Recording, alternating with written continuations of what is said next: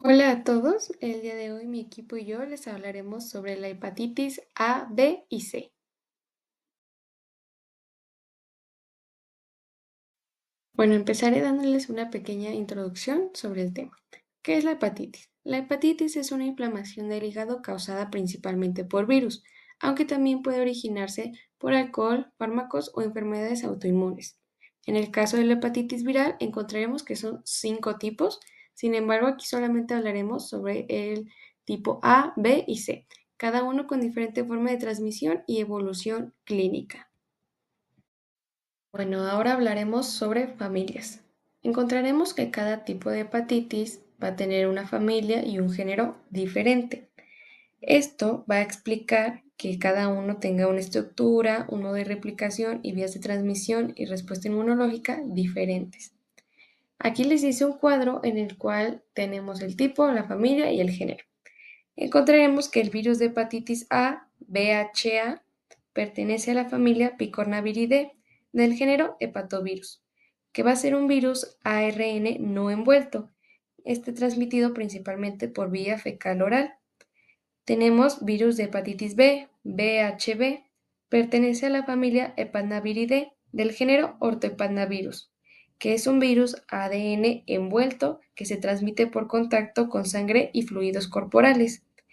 Y por último, el virus de hepatitis C o VHC, que pertenece a la familia Flaviviridae del género Hepacivirus, que va a ser un virus ARN envuelto y transmitido principalmente por contacto con sangre infectada. Ya pasando con las características patológicas, la hepatitis A no va a tener una envoltura y su cápside va a ser icosaédrica. Va a tener un tamaño de 27 a 32 nanómetros de diámetro. Se va a componer de un genoma de RNA monocatenario de sentido positivo. Y no va a tener una envoltura lipídica como ya lo mencionamos anteriormente. Su principal antígeno va a ser el HABAG, que está en la cápside. En tanto a la hepatitis B va a tener una envoltura, la partícula de Dane. Su tamaño va a oscilar a los 42 nanómetros de diámetro aproximadamente. Se va a componer de un genoma de ADN bicatenario parcial, circular, con transcriptasa inversa. Y va a tener una envoltura lipídica como ya lo mencionamos. Sus principales antígenos van a ser tres: el HBsAg, que está en la superficie, el HBcAg, que está en el core, y el HBeAg, que es un derivado del core y es de replicación. En cuanto a la hepatitis C, también va a ser un virus envuelto con un núcleo icosaédrico. Su tamaño va a oscilar los 55 a 65 nanómetros de diámetro y se va a componer de un genoma de RNA monocatenario de sentido positivo, igual que la hepatitis A. Se va a componer de una envoltura con glicoproteínas, en este caso la E1 y la E2. Estas también van a funcionar como antígenos principales. Y a su vez también tenemos a proteínas de la superficie no estructurales, las cuales son las NC3 y la NC5. Esas van a servir para diagnosticar la hepatitis C. Bueno, vamos con la epidemiología de la hepatitis. Para hacerlo de una forma más digerible, lo dividimos en transmisión, distribución mundial y población en riesgo. Empecemos con la hepatitis A, que pues esta tiene una transmisión fecal oral, que básicamente es que la persona infectada haga heces, ya sea por agua, manos, moscas o el suelo, se contagia la comida o algo que llegue a ingerir el nuevo anfitrión y se contagia una persona nuevamente. La distribución mundial pues es global, pero se encuentra más en países de desarrollo, como lo puede ser Argentina, Kenia, India, Perú.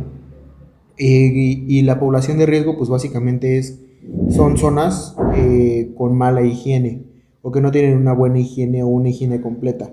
La hepatitis B se transmite por sangre y por fluidos, como lo puede ser la saliva. Su distribución pues es mundial, tiene una mayor prevalencia en África subsahariana y Asia, en general Asia, y su población de riesgo pues es una infección de madre a hijo que es directa, y del personal de la salud, ya que pues convive con este tipo de hepatitis o por las agujas, como en el caso de la hepatitis C, ya que pues esta es una transmisión por sangre que se da más en la distribución mundial en la parte de usuarios de drogas inyectables. Igual su población en riesgo pues son usuarios de drogas inyectables como lo existen en Estados Unidos mayormente. Bueno, pasando a la patogenia, encontramos a la hepatitis A, B y C. En la A encontramos que el virus es adquirido generalmente por vía fecal oral. Tras la absorción en el intestino, alcanza el hígado a través de la circulación portal y su tropismo específico hacia los hepatocitos mediado por interacción entre BP1 y TIM1, una glicoproteína transmembrana expresada en células epiteliales y linfocitos T.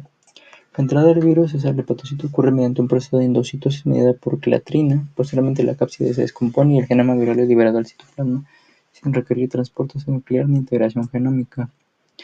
Para su respuesta inmune, se inicia con la activación de sensores citosólicos de ARN viral como RIG1 y MDA5 que detectan el ARN de cadena sencilla con estructuras secundarias.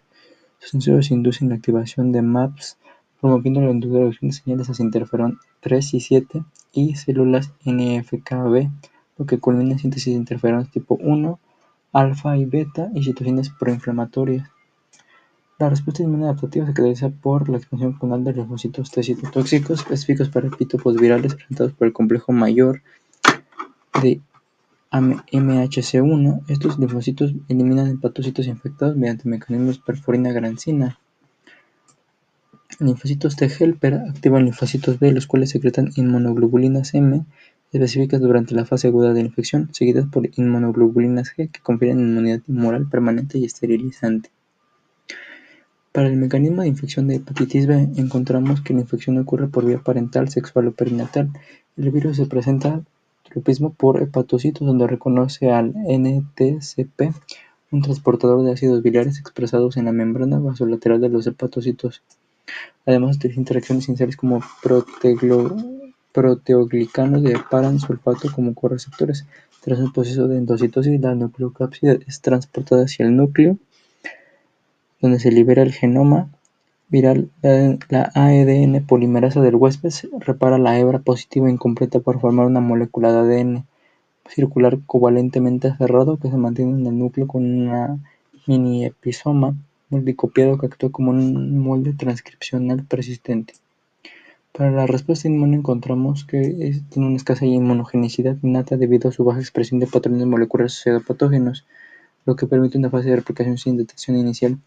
Cuando se activa, la respuesta inmune innata incluye producción de interferón tipo 1, activación de células dendríticas mieloides y activación de células NK, pero de forma limitada. Los linfocitos T citotóxicos específicos reconocen hepatocitos infectados con epitopos del antígeno HBsAg en complejo con HLA clase I, induciendo apoptosis por vía de grancinas y perforina.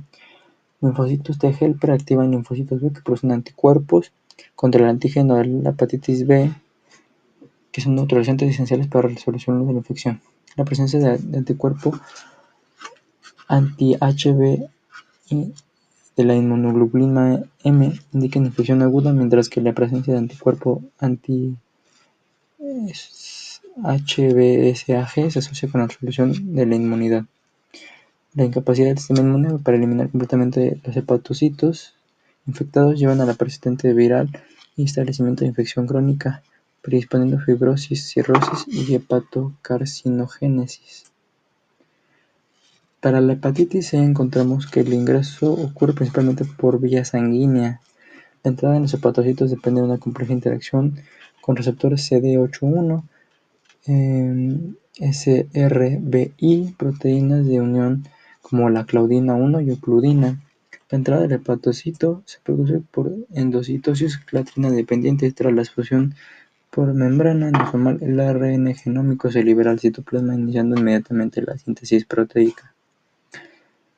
Para la respuesta inmune, es a través de su proteasa NS3 y NS4 que incide las proteínas adaptadoras como las MAPS y los receptores tipo TOL de los interferones beta, bloqueando la vía de activación de interferón tipo 1. La respuesta adaptativa que puede ser generada suele ser ineficaz, ya que los linfocitos T citotóxicos inducen daño hepático eliminando hepatocitos infectados.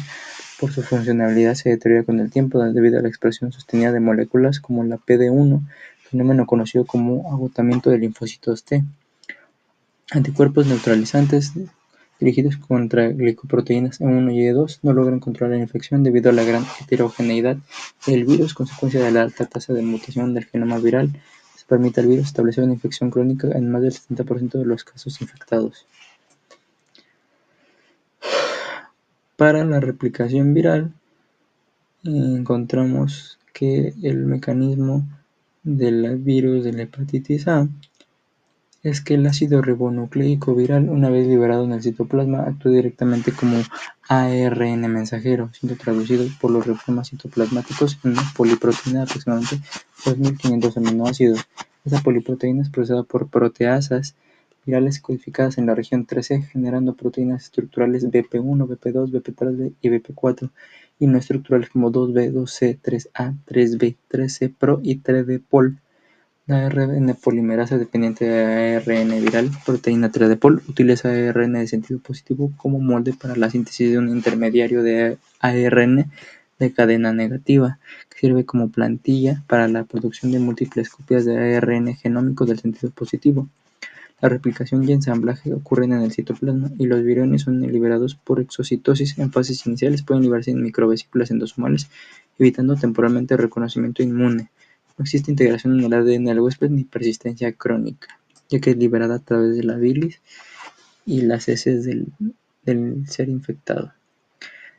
Para la replicación del virus de la hepatitis C, encontramos que el mini episoma de ADN circular covalente cerrado actúa como plantilla para la ARN polimerasa 2 del huésped, que transcribe diversos ARN mensajeros virales y un ARN pregenómico. Este último es encapsulado junto con la ADN polimerasa viral, que posee actividad de transcriptasa inversa. Dentro de la nucleocápside, el ARN pregenómico es retrotranscrito a ácido desoxirribonucleico de doble hebra incompleta. Este proceso involucra la síntesis de una hebra de ADN negativa o a partir del ARN pregenómico seguida por la síntesis parcial de la hebra positiva. Los viriones completos son ensamblados en el retículo endoplasmático rugoso y posteriormente liberados por la vía secretora.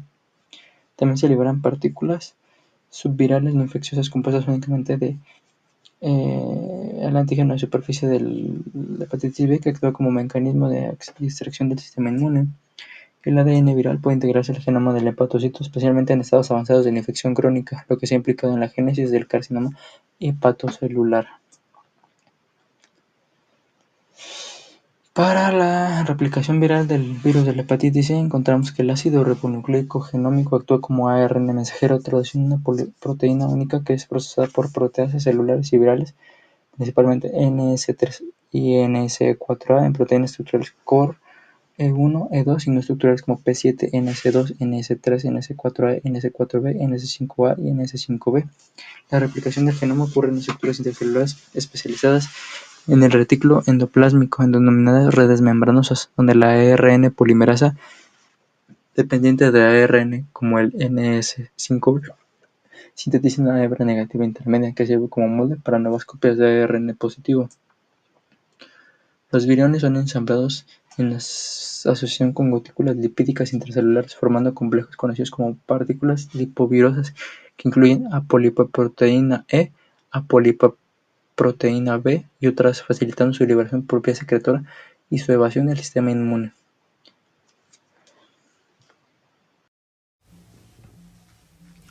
Yo hablaré sobre el diagnóstico. Y bueno, para diagnosticar la hepatitis viral se utilizan principalmente pruebas serológicas acompañadas de laboratorio y estudios de imagen.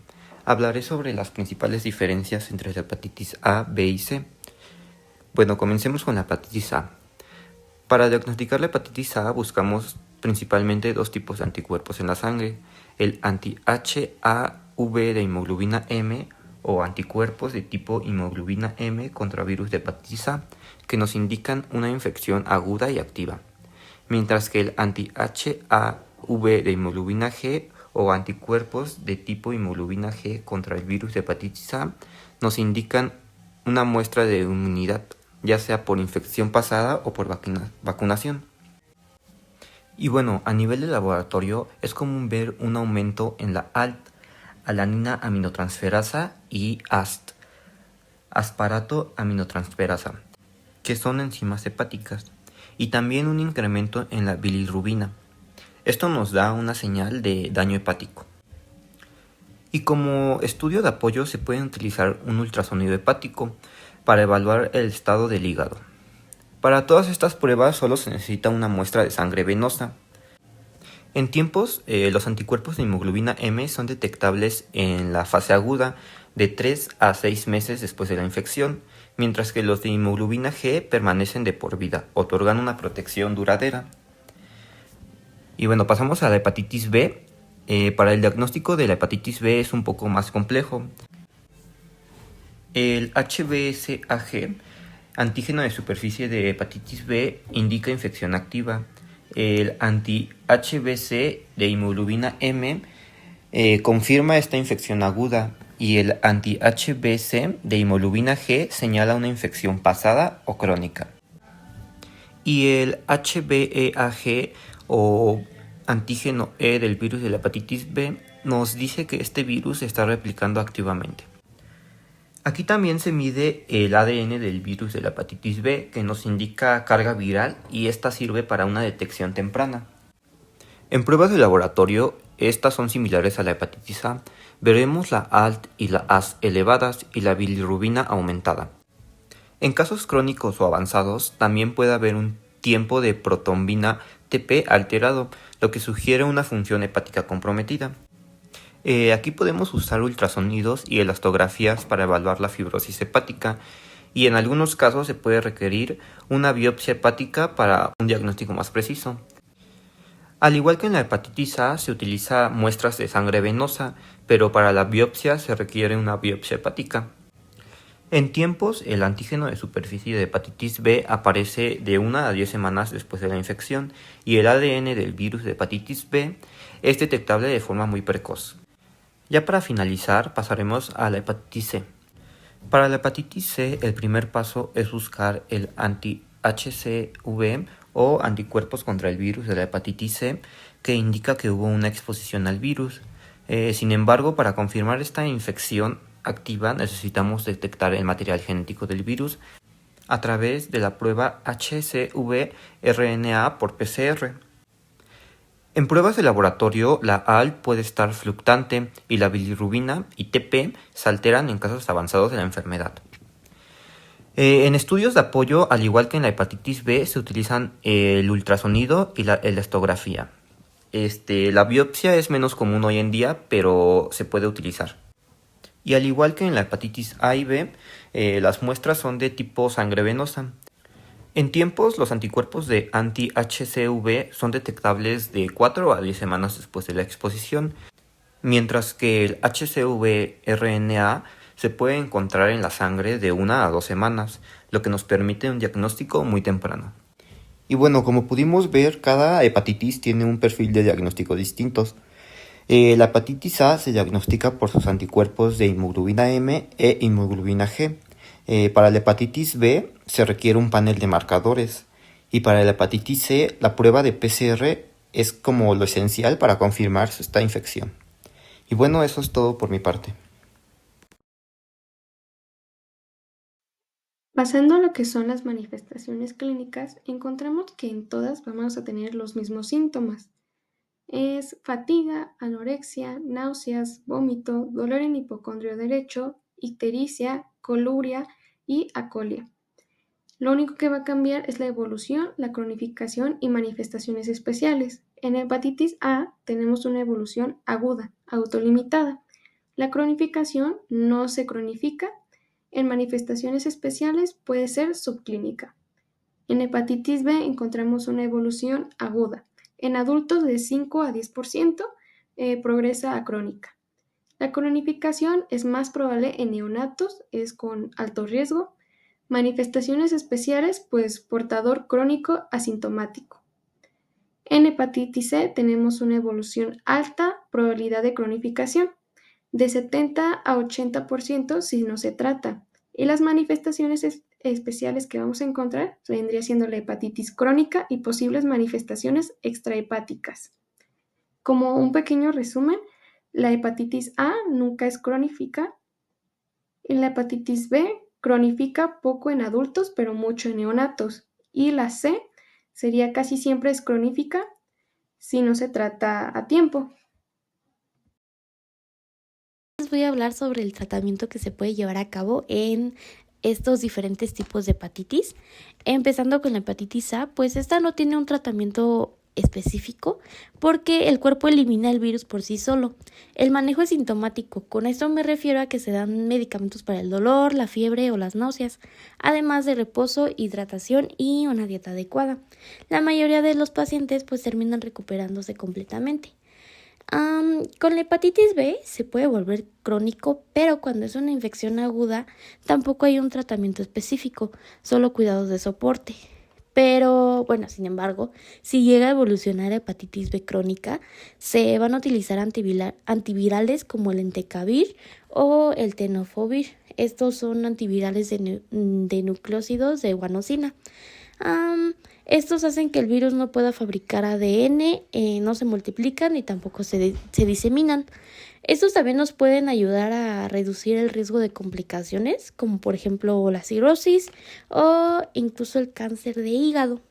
Finalmente, con la hepatitis C, se van a utilizar virales de acción directa como el sofosbuvir, el ledispavir o el velpatasvir. Estos pues van a lograr eliminar al virus en más del 95% de los casos. Y pues gracias a esto la hepatitis C es actualmente una de las enfermedades virales crónicas con mayor tasa de curación. Prevención. Para la hepatitis A hay vacuna disponible. Esa vacuna es el Harpreet-Bacta, que es un virus inactivo. El esquema de vacunación recomendado es la primera dosis a los 12 meses de edad, la segunda dosis de los 6 a 18 meses después. Medidas para prevenir la enfermedad: la vacunación completa, el lavado de manos, agua y alimentos seguros. Y también no se recomienda comer en la calle, ¿no? Higiene en guarderías y escuelas, ya que esta enfermedad se llega a transmitir fácilmente, ¿no? Entonces, como cuando ya llegas a contagiarte de hepatitis A, ya no puedes volver a ser portador de la enfermedad.